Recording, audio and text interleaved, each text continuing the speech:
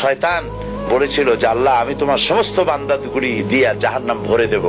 আল্লাহ তখন ফেরেশতাদেরকে ডেকে বলছিলেন, ফেরেশতারা শয়তানে বলল কি শুনেছ? তোমরা যাও পৃথিবীতে, আমার বান্দারা শয়তানের ওয়াসওয়াসায় পড়ে যদি একটা গুনার নিয়ত করে, গুনাহটা করে নাই, গুনার নিয়ত করেছে, আমলনামায় একটা গুনাহ লিখে দিও। আমলনামায় কোনো গুনাহ লিখবা না। গুনার নিয়ত করেছে, গুনাহটা করে নাই, গুনাহ লিখবা না। যখন গুনাহটা করে ফেলবে তখন একটা গুনার জন্য একটা গুনাহই লিখো, আর যদি তওবা করে তা আমি মাফ করে দেব।